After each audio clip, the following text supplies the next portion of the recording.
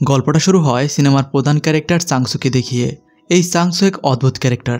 তার লাইফে এমন কোনো দিন নেই যেদিন সে তার অফিসে যেতে লেট করেনি। এই যে এখন দৌড়াচ্ছে তা অফিসে যাওয়ার শেষ বাসটা ধরার জন্য, মানে এক কথায় প্রচুর অলস টাইপের লোক। কিন্তু তবুও সে কিন্তু যথেষ্ট ভালো মানুষ। এই এত তাড়াহুড়োর মাঝেও সে যাবার পথে লোকদের সাহায্য করে, যেমন পথ দেখিয়ে দেয়া, বুড়িমার ঠেলা সামলিয়ে দেয়া, এমনকি দোকানদারকে চোর ধরিয়ে দেয়া। মানে লোকটা একদম খারাপ না। তো অনেক বাধা বিপত্তি কাটিয়ে চাংসু এবার কোনো মতে তার অফিসে যাওয়ার শেষ বাসটা পেয়ে যায়। বাসের ড্রাইভার থেকে শুরু করে সবাই চাংসুর প্রতি বিরক্ত। তার প্রতিদিনের লেট হওয়ার অভ্যাসের সাথে এতদিনে সবাই পরিচিত হয়ে গিয়েছে। আজকে তো এই বুড়িমা সহ্য করতে না পেরে তাকে অনেক বকাঝকা করে, কিন্তু চাংসু এতে কিছুই মনে করে না। সে বুড়িমাকে সরি বলে নিজের সিটে গিয়ে বসে। তো এখন বাস চলতে থাকে, আর নেক্সট স্টপেজে বাসটি থামলে সেখান থেকে আরা নামের একটি মেয়ে বাসে ওঠে। আরা নামের মেয়েটি প্রতিদিন এখান থেকেই বাসে ওঠে তার অফিসে যায়। তো আরাকে দেখে চাংসু অনেক খুশি হয়, তার ভিতরে হার্টবিট বেড়ে যায়। আসলে চাংসু প্রতিদিন এই বাসে শুধু আরাকে দেখার জন্যই ওঠে। সে আরাকে অনেক বেশি ভালোবাসে, কিন্তু সেই কথা কখনো তাকে বলতে পারেনি। তো এরপরে দেখা যায় চাংসু প্রতিদিনের মতো লেট করে তার অফিসে পৌঁছে গিয়েছে।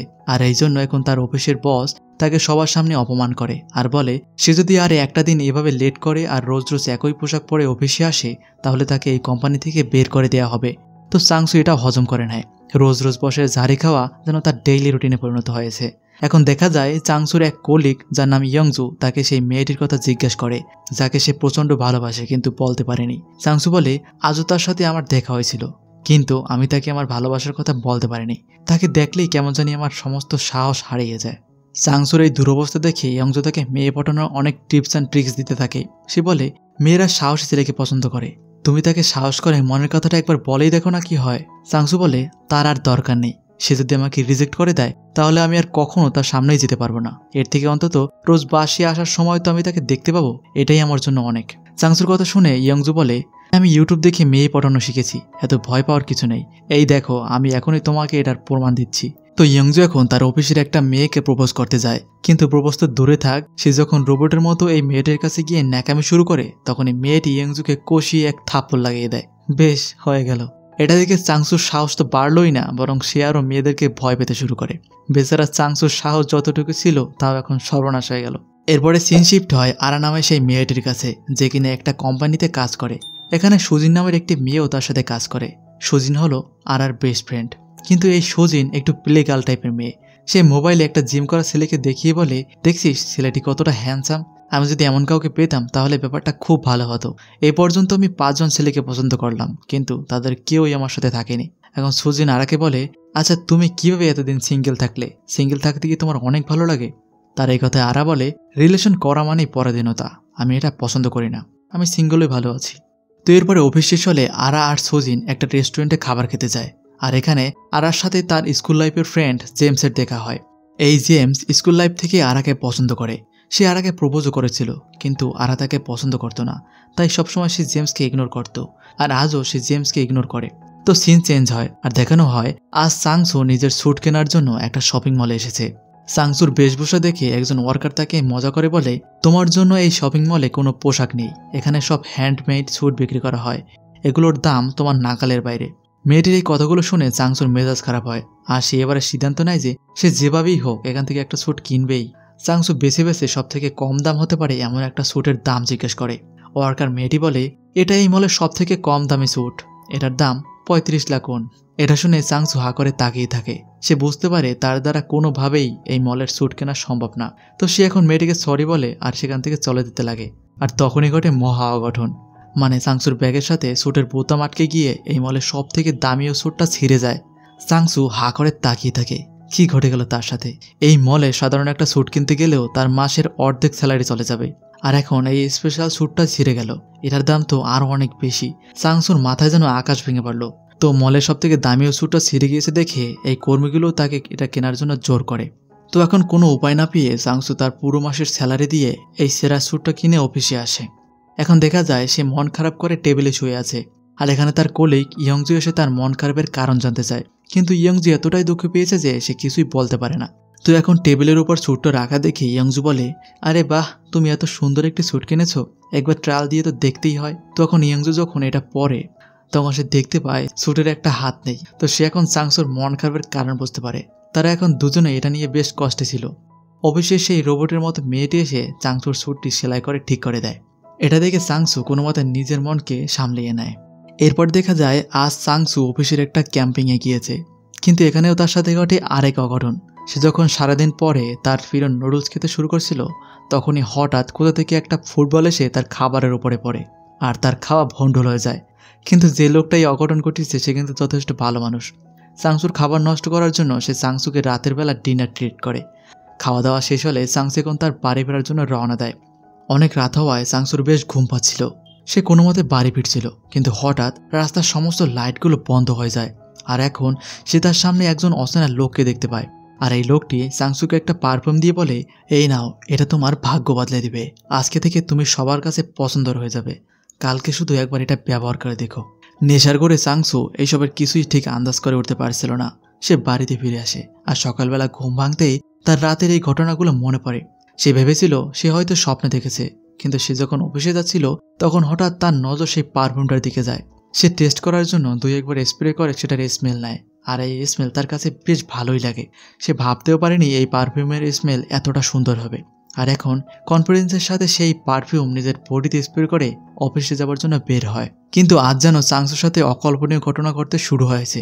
তার শরীরের স্মেল পেয়ে রাস্তার সমস্ত মেয়েরা তার দিকে ছুটতে থাকে।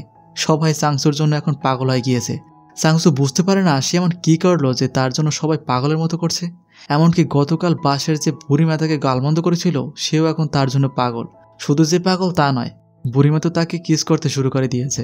তো এখন বাসের মধ্যে আরা উঠে পড়ে, আর সেও চাংসুর শরীরে এমন স্মেল পেয়ে চাংসুর প্রতি মোহিত হয়ে যায়। তারও এখন চাংসুকে ভালো রাখতে শুরু হয়েছে।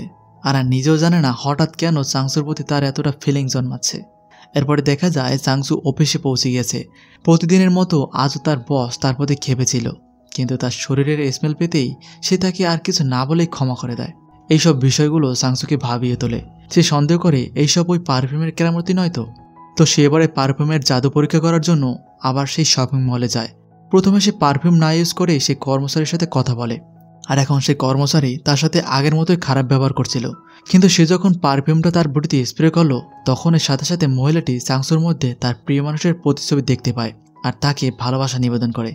এই পর্যন্ত সবকিছুই ঠিকঠাক ছিল, কিন্তু চাংসুর পারফিউমের স্মেলে এখন শপিং মলের সবাই তার দিকে ছুটতে থাকে। চাংসু পড়ে গেল এখন এক মহাবিপদে। সে এখন ভয়ে চিৎকার করে দৌড়ে পালাতে থাকে। 2 দিন আগে যে ছেলেটাকে কেউ সহ্য করতে পারতো না, আজ তার পিছনে কিভাবে ছুটছে, বেশ অদ্ভুত। তো পালাতে গিয়ে চাংসু এবারে আরার কাছে এসে পৌঁছায়। আরাও এই শপিং মলে শপিং করছিল। তো এখন আরাও চাংসুর শরীরে সেই জাদু পারফিউমের স্মেল পায় আর তার প্রেমে মোহিত হয়ে যায়। সে এখন নিজেকে সামলাতে না পেরে চাংসুকে কিস করে বসে। তো চাংসুর জন্য এটা তো মেঘনা যেতেই বন্যা হয়ে গেল। এই ঘটনার পর থেকে আরা কিছুতেই নিজেকে বোঝাতে পারছে না যে এই কাজ সে নিজে করেছে। সে এখন এই ঘটনা সম্পর্কে তার বান্ধবী সুজিনকে বলে। সুজিন এটা শুনে প্রচণ্ড খুশি হয় যে আরও এবার কারো প্রেমে পড়েছে। এদিকে দেখা যায় চাংসু এখন পুরোপুরি কনফার্ম হয়ে গিয়েছে যে এইসব ঘটনার জন্য এই পারফিউমটাই দায়ী। সে এখন এই পারফিউম থেকে ফায়দা তুলতে শুরু করে। মানে সে এখন অফিসে যাওয়ার সময় রেগুলার এই পারফিউম ইউজ করে। এখন সে অফিসে আগের থেকে বেশি লেট করে আসলেও অফিসের বস তাকে সংবর্ধনা জানায়। আর আজকে তো বস তাকে রাতে ডিনারের ইনভাইট করে বসেছে। আসলে এই পারফিউমটা যে শুধু মেয়েদের আকর্ষণ করে তাই না, এটা পুরুষের মনকেও গলিয়ে দেয়। যে এই পারফিউম ব্যবহার করবে তার সম্পর্কে কারো কোনো নেগেটিভ চিন্তা থাকবে না। তো কাকতালীয়ভাবে আজ আরা আর সুজিনও এই রেস্টুরেন্টে ডিনার করতে এসেছে। আর এখন আরা দূর থেকে চাংসুকে দেখতে পায়। যদিও সেদিনের কিস করার জন্য তার লজ্জা লাগছিল, কিন্তু তাও সে বারবার চাংসুকে দেখছিল। আর সে এখন তার বান্ধবী সুজিনকে জানিয়ে দেয় যে এই হলো তার সেই পছন্দের ছেলেটি। সুজিন কিছুতেই বিশ্বাস করতে পারছিল না যে এই পাগলা টাইপের ছেলেটাকে আর পছন্দ হয়েছে। সুজিন বলে, আমি তাকে একটু কাছ থেকে দেখতে চাই। তুমি তার মধ্যে এমন কি দেখতে পেলে যে তার জন্য পাগল হয়ে গিয়েছো? সুজিনের এই কথায় আরা তার উপর রাগ করে আর সেখান থেকে চলে যায়। আরা চলে গিয়েছে দেখে চাংসু বাইরে চলে যায় আর সে এখন আরার পিছু করতে থাকে। তো আরা এখন একটা সিটের উপর বসে বাস আসার অপেক্ষা করে। আর এইদিকে চাংসু এটা ভাবতে থাকে যে আরা কি তাকে সত্যিই ভালোবাসে নাকি সবটাই পারফিউমের জাদু। এখন এটা পরীক্ষা করার জন্য চাংসু এবার পারফিউম ব্যবহার না করেই আরার পাশে গিয়ে বসে। কিন্তু তাও আরা তাকে চিনতে পারে। সে কোনো কিছু না ভেবেই নেশার করে চাংসুকে রুম ডেটের অফার করে। তো এরপরে সিনশিপ চলে দেখা যায় চাংসু আরার সাথে একই খাটে শুয়ে আছে, কিন্তু চাংসু আরার কাছ থেকে অনেক দূরে খাটের এক কোণে নিজেকে গুটিয়ে রাখে, কারণ চাংসু তার জীবনে কোনোদিন একটা মেয়েকে টাচ পর্যন্ত করেনি, শোয়া তো দূরের কথা। মানে ছেলে হিসেবে চাংসু পুরো এক নাম্বার। তো সকাল হলে আরার ঘুম ভাঙে আর সে দেখতে পায় সে চাংসুর সাথে একই বেডে। গতকাল নেশার করে সে চাংসুকে তার বাসায় নিয়ে এসেছিল, এটা ভেবে সে লজ্জায় লুকিয়ে পড়ে আর এখন সেই ঘটনার জন্য আফসোস করতে থাকে। তো পরের দিন চাংসু অফিসে যাওয়ার জন্য সেই বাসে ওঠে আর কিছুক্ষণ পরে আরাও সেই একই বাসে ওঠে। কিন্তু সে বাসের মধ্যে চাংসুকে দেখে অনেক লজ্জা পায় আর এই জন্য সে এখন বাস থেকে নেমে যায়। কিন্তু নেমে যাওয়ার সময় আজকে চাংসু সাহস করে আরাকে তার ফোন নাম্বারটি দিয়ে দেয়। তো এখন আরা অফিসে চলে আসে আর তার বান্ধবী সুজিনকে তার সাথে ঘটে যাওয়া সব ঘটনা শেয়ার করে। সুজিন তো এইসব ঘটনাকে জাস্ট এনজয় করছিল, যেহেতু প্লেগাল টাইপের মেয়ে সে তো এনজয় করবেই। কিন্তু আরা তার সাথে ঘটে যাওয়া এসব ঘটনা মেনে নিতে পারছিল না, আর তাই সে এবারে একজন জাদুকরের কাছে যায় যে কিনা ভবিষ্যৎবাণী করে সব বলে দিতে পারে। আসলে লোকটি কিছুই করতে পারে না, সবকিছুই ভেলকিবাজি। তখন আরা চাংসুর ব্যাপারে জিজ্ঞেস করে যে সে কেমন, বয়ফ্রেন্ড হিসেবে সে আরার জন্য পারফেক্ট হবে কিনা, মানে তার মনের সকল দ্বিধা দূর করার জন্য সে এখানে এসেছে। কিন্তু এই পাগলা জাদুকর চাংসুর ব্যাপারে সবকিছুই নেগেটিভ বলতে থাকে। সে বলে চাংসু ভীতু একটা ছেলে, সে প্রেম ভালোবাসার কিছুই বোঝে না, সে তোমার থেকে অনেক কিছু লোক আছে, তার থেকে দূরে থাকো।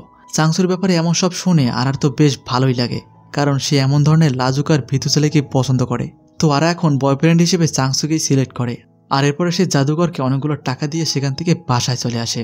এদিকে দেখা যায় চাংসু ফোন নিয়ে বসে বসে অপেক্ষা করছে কখন আরা তার দেওয়া নাম্বারে কল করবে। হঠাৎ চাংসু দেখতে পায় তার ফোনে আরার নাম্বার থেকে একটা মেসেজ এসেছে, যেখানে লেখা ছিল আরা তার সাথে একো প্ল্যানেট নামে একটা জায়গায় দেখা করতে চায়। এটা দেখে চাংসু খুশিতে নাচতে থাকে। তো এখন দেখা যায় আরা আর চাংসু সেই জায়গায় মিট করেছে। প্রথমে তারা দুজনেই কনফিউজ ছিল, কিন্তু আজ তো চাংসু হিরো হয়ে যায়। সে আজ আরাকে তার মনের সব কথা বলে দেয়। সে এত সুন্দর করে তার মনের কথাগুলো প্রেজেন্ট করে যে আরার হৃদয় ছুঁয়ে যায়। আর এখন আরাও ফাইনালি তার প্রেমে পড়ে। এরপর থেকে তারা দুজনে তাদের জীবনের সব থেকে বেস্ট সময়গুলো কাটাতে শুরু করে। আরা আর চাংসু নিজের জীবনকে উপভোগ করতে পারছিল, তারা তাদের রিলেশন নিয়ে বেশ খুশি ছিল। কিন্তু এইখানে আমাদের সামনে একটা টুইস্ট আসতে চলেছে। তাদের এই রিলেশনের ব্যাপারে সেই ছেলেটি জেনে যায় যাকে আমরা সিনেমার প্রথম দিকে দেখেছিলাম, মানে আরার স্কুল জীবনের সেই ক্লাসমেট জেমস নামের ছেলেটা। সে আরার সাথে অন্য কাউকে কিছুতেই সহ্য করতে পারছিল না। তোরবারে দেখানো হয় চাংসু আজ আবারও আরার সাথে মিট করেছে, আর আজ তার সাথে তার বন্ধু ইয়ংজু আর আরার বান্ধবী সঞ্জিও ছিল।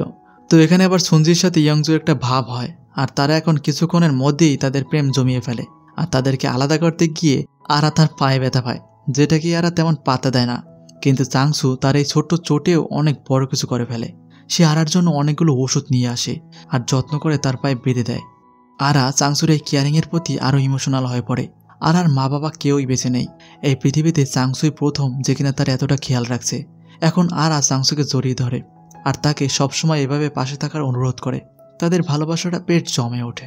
তো এরপরে দেখা যায় চাংসু রাস্তায় হাঁটতে হাঁটতে আরাকে মেসেজ করছিল, আর তখনই সে বেখেয়ালে রাস্তায় একটা পিলারের সাথে ধাক্কা খায়। আর তখনই তার একটা গুরুত্বপূর্ণ কথা মনে পড়ে। সে সেদিন রাতে এই পিলারের পাশে দাঁড়িয়ে সিদ্ধান্ত নিয়েছিল যে সে পারফিউম ইউজ না করেই আরার কাছে যাবে। চাংসুর মনে পড়ে সেদিনের পর থেকে সে আর কখনোই পারফিউম ইউজ করেনি। মানে আরা যে তাকে ভালোবাসে সেটা সত্যিকারেরই ভালোবাসা, এটা পারফিউমের ইফেক্ট নয়। তো এটা ভেবে সে অনেক খুশি হয়ে যায়। এরপরে সিন শিফট হয় আর দেখা যায় চাংসু অফিসের গাড়িতে বসে আরাকে মেসেজ করছে, আর হঠাৎ তখনই তার পাশে জেমস নামের সেই ছেলেটা এসে বসে। এখানে জেমস তাকে কিছু অবাক করার মতো কথা বলে।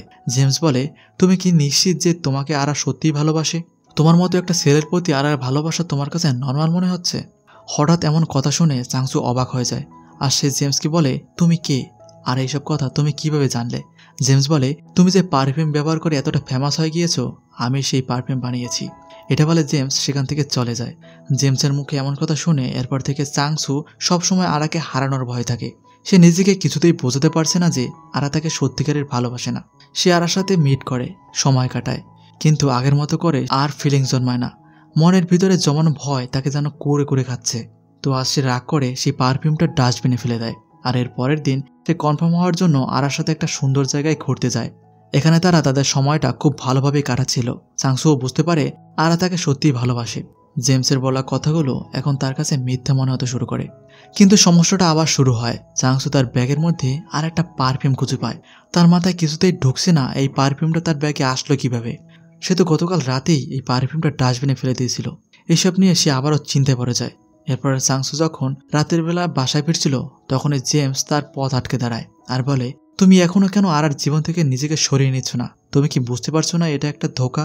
সে তোমাকে সত্যিকারের ভালোবাসে না। এটা সম্পূর্ণটাই সেই পারফিউমের ভ্রম, যেটা আমি ল্যাবে এক্সপেরিমেন্টের জন্য বানিয়েছিলাম। জেমসের কথায় চাংসুর মন খারাপ হয়ে যায়। সে নিজের কনফিডেন্স হারিয়ে ফেলে। এদিকে দেখা যায় আরা অফিসে কাজ করছে, আর তখন সে খেয়াল করে তার ডেস্কে একটা গিফট বক্স রাখা আছে। সে বক্সটা ওপেন করে আর সেটার মধ্যে একটা সুন্দর পারফিউম দেখতে পায়। আরা ভাবে এটা চাংসু তার জন্য পাঠিয়েছে, আর তাই সে বেশ খুশি হয়। এদিকে চাংসু টেনশনে পড়ে আরাকে কল করে। আরা ফোনটা তুলেই চাংসুকে গিফট দেওয়ার জন্য ধন্যবাদ জানায়।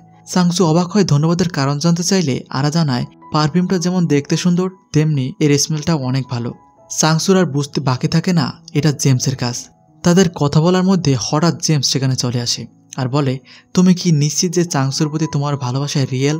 ওপাশ থেকে চাংসু জেমসের গলা শুনতে পায়, আর সে এখন তার ভালোবাসার মানুষটাকে হারানোর ভয়ে দৌড়ে সেখানে চলে আসতে থাকে।